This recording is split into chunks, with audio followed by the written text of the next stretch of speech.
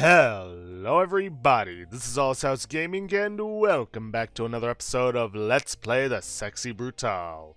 In the previous episode, we explored the basement of the mansion itself, made some discoveries that only led to more questions, and acquired the Sapphire Tier Ring.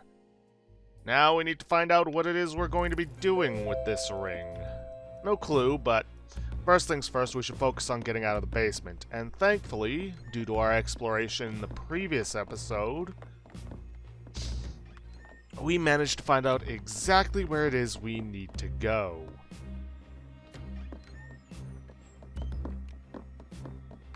Because there is a hidden passage along a long, winding pathway. Well, I say long and winding, it's just a whole lot of doors and through small rooms.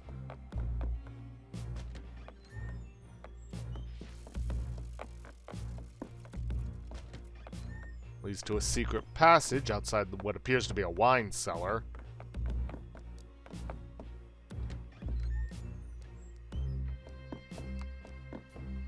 Takes us back to where we first escaped from the theater.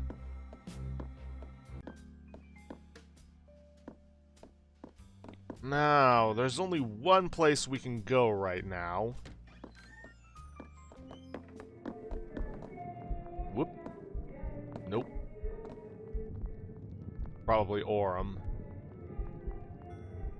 Gotta wait for him to get out of there.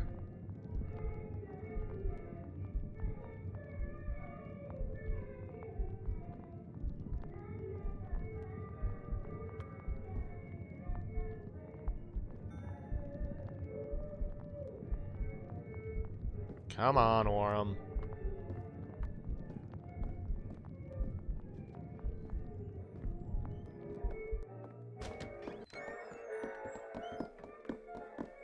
Now, the place we want to go... Come on.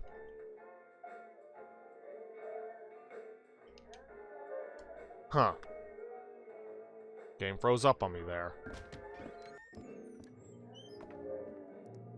It's right over here. Because we can't go anywhere else, like, quite literally. I mean, there's probably some rooms I could go through that we, haven't been to before, but the one other place we'd really need to go to is, blocked off. Okay, game keeps freezing up on me here. Come on, Boone. Go down the stairs. The gardens.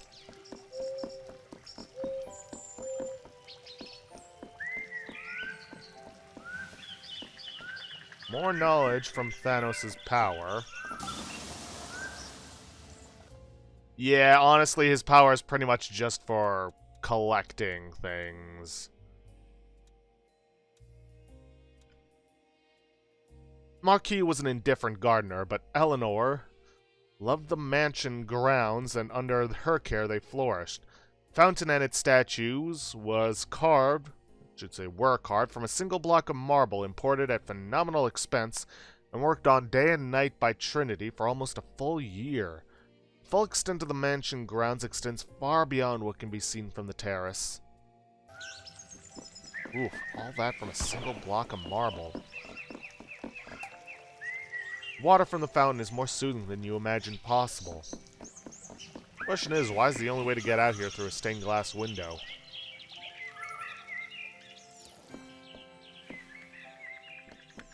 Hello? There's no real path here. It's just one tiny little house. The door is marked with a teardrop. It will not open. Alright, let's try peeking in. Oh, hello.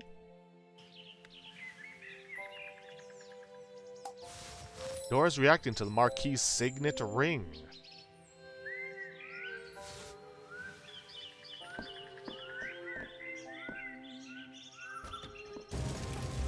What the? Okay, somebody doesn't want us to get to her.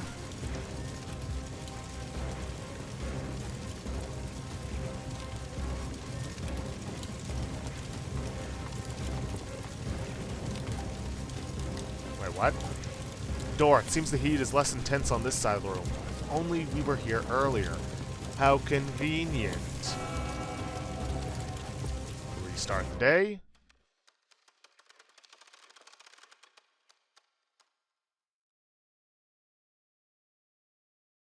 Come to think of it, doesn't the icon on top of the watch look kind of like the mask that being was wearing? That so-called battery?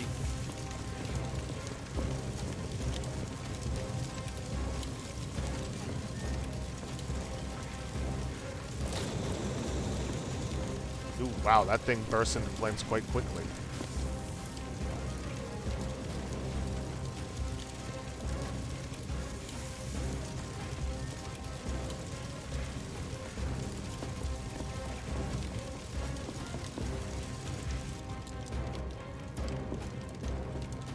Even the garden didn't escape it, but I suppose that makes sense. It's a whole bunch of plant life. Plant life tends to be flammable.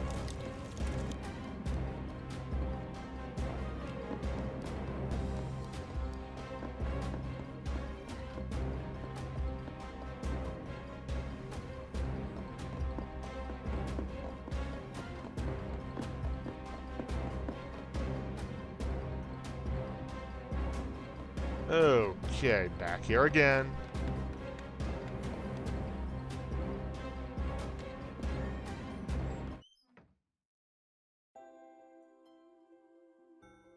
Lafcadio. It's been such a long time. Would you talk to Lucas? Something seems to be troubling him. He's always looked up to you, you know.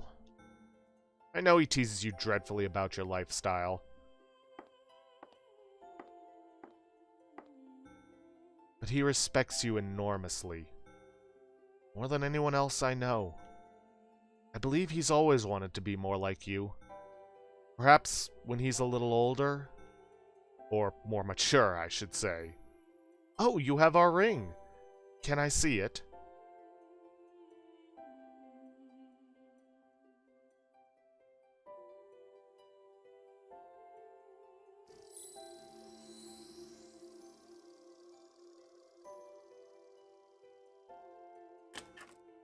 I remember you presenting it to us when you married us. You must take it. Lucas will be missing it, I'm sure. Tell him I just needed a rest. This little guy is heavy. I hope he won't be mad that I'm missing the party. I know he loves the mansion, but this is all we've ever really needed. This right here? This is our perfect little world. Please, tell him I will wait for him, won't you? I'll be right here, whenever he is ready.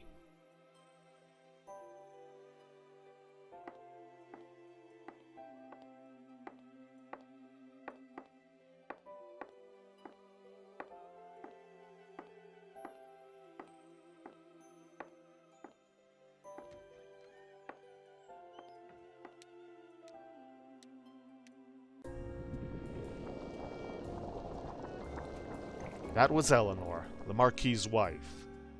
She is always here, safe in this place. You've seen some of the truth now. The mansion was on fire. We, the guests, died. Should have ended there. But that creature in the golden mask, somehow he brought them all back, torturing us over and over.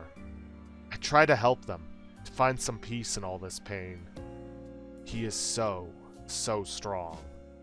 But with that ring, I believe you can stop him.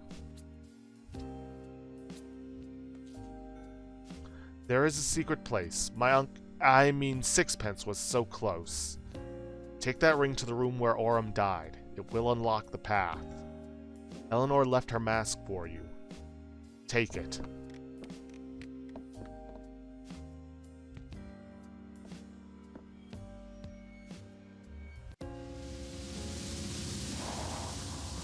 Eleanor's Mirror Walk.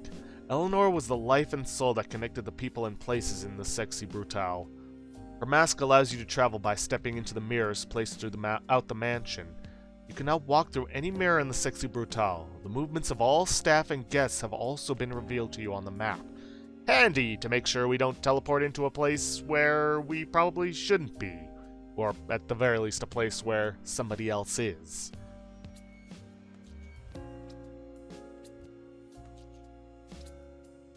She always tried so hard to see the best in people. But it's what you see that will matter. Now look into the mirror.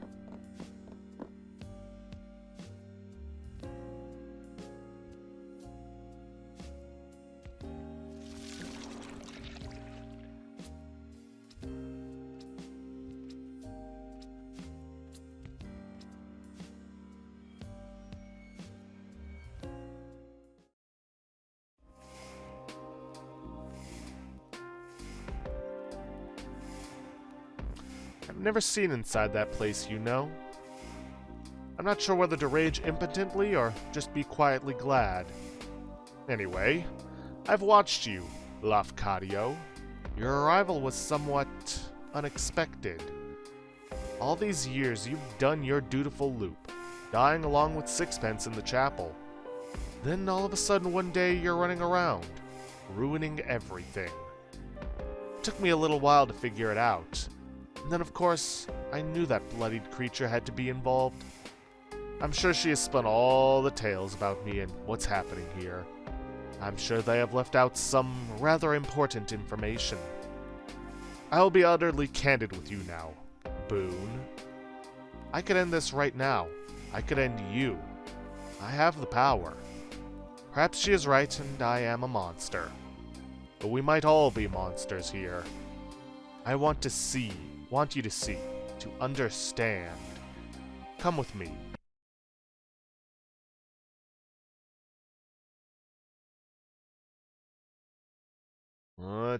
What you got planned for me, Gold Mask? 'Cause I got no other appropriate name for you.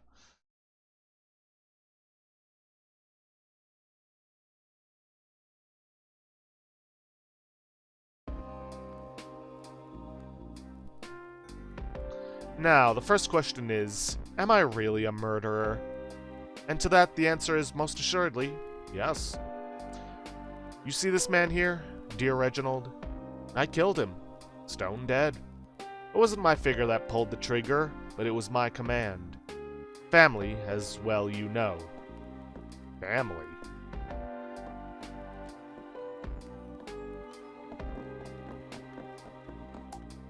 Sixpence is frozen perfectly as time. His face shows disbelief and agony. Staff member looks grimly dispassionate. He's doing this job without malice or pleasure.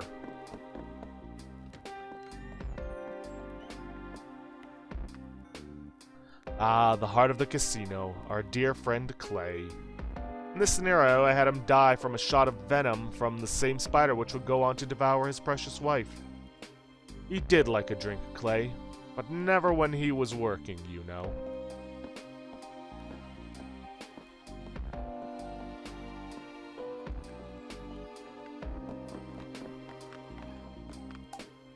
Poison has burned the flesh around Clay's mouth down to the bone. It was a horrific way to die. There is almost a sense of sadness in the lifeless, mechanical eyes of Sixpence's prototype robot.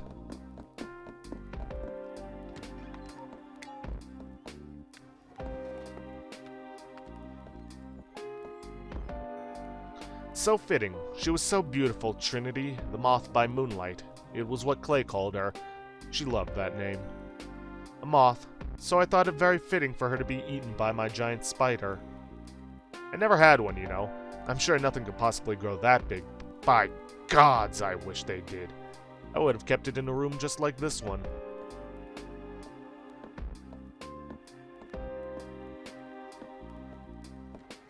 I beg your pardon, Gold Mask?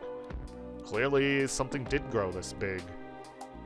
You cannot imagine the terror she must have felt, bound in thread and waiting for the end. A creature from a nightmare. Tequila's body is covered in deep cuts.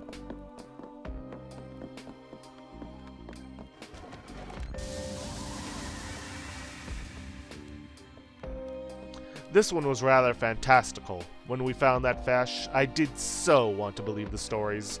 A voodoo fish. I rather suspect it was just a guppy with some particularly bright colors. The man who sold it to me must have thought I was the most gullible person under the sun. But I wasn't paying for the fish. I was paying for the story. Eleanor called me a fool, but she did love to watch him in his tank. Best fortune I ever spent? I'd like to say that Willow would have never hanged herself, but then a long time ago I stopped even trying to pretend I could understand what another person might do.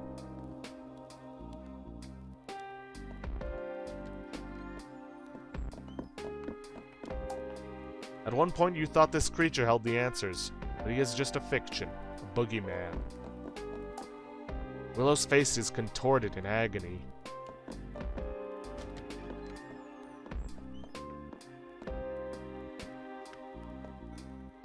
Miss Tequila Bell. What a voice. She was a living work of art. I murdered her with the notes of a song, and then had my staff throw her down a garbage chute.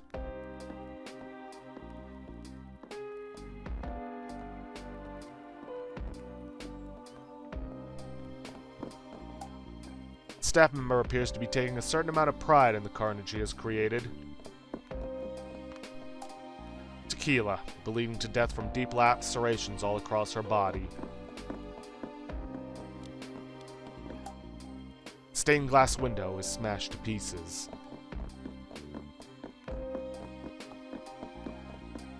I wonder, can I light this? No.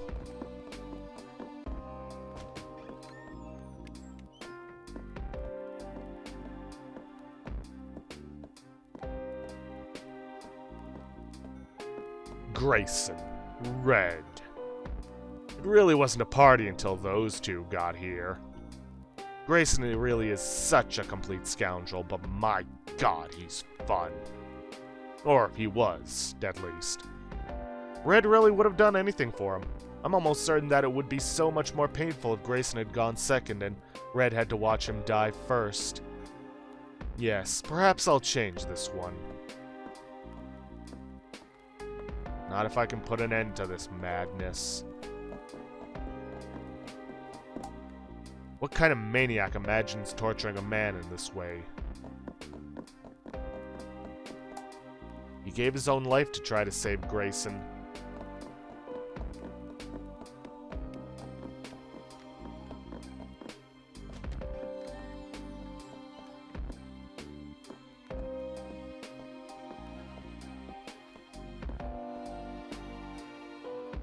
Ah, Aurum. I smelted him down in a furnace, like a big gold bar. My mansion had many strange and wonderful creations, but a lift that doubled as an incinerator? That would have been something. I like to think that if Aurum were able to choose how he went, then perhaps he would have chosen something like this. I don't think anybody would choose to be burned alive. Though, in a way, he almost did. Seems to be some major implications here. Implications that I'm not quite the fan of. Fire blasts from the furnace. Implications that none of this is real. There's a small hope that his heart gave out before he burned to death.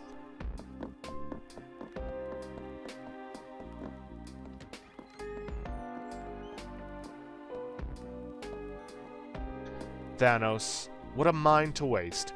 It wasn't just this mansion that he built, you know. There are similar works of architectural genius all over the country. He was a grouchy and often tiresome old man, but that mind was like a cracked diamond. At least his works will live on. Well, Boone, you have heard my confession. As I said, I am a murderer. This is not a brag or a boast. I am not good or clever for it. I am sinful and gross. I have killed everyone in this mansion. But there is one person who didn't die.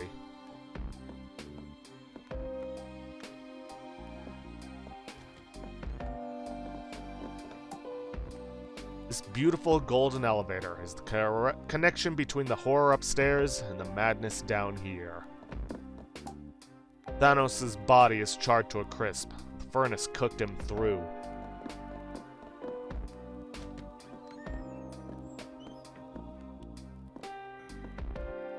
One man who survived the events of the day here, who woke up in a broken body with a broken mind. They put a mask on his face, and a machine forced him to breathe until he was fit to stand.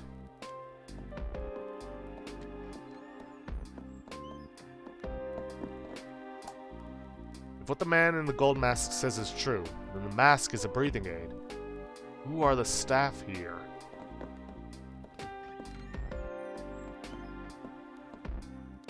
A man who served his time, but time that could never be enough.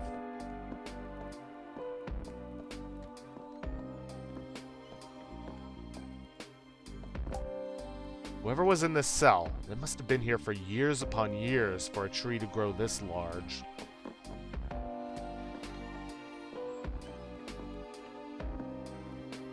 A man who lived when all the others did not.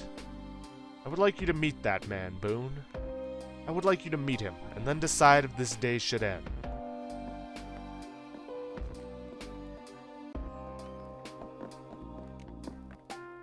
The crypt is marked Eleanor. You know, somehow, that the grave is real. She is here. The crypt is marked Lucas. It is empty. Ooh boy.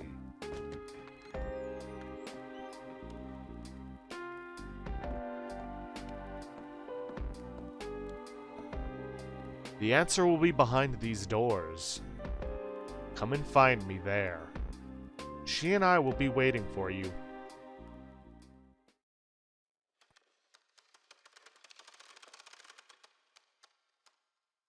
Well then, we've just learned a lot of information. And I think that is a good place to end this episode off here for today. Seems we'll be getting into the last of the story soon enough. And then after that, it's a bunch of collectibles to gather up. The entire brochure to fill out, all the cards and invitations to collect. But we'll take that step by step. Anyways, with that, if you guys like what you see, please leave a like, subscribe for future content, don't forget to hit that bell icon to get notifications for when I upload, and please, leave a comment down below this video. I'll see you guys in the next episode. Thanks for watching.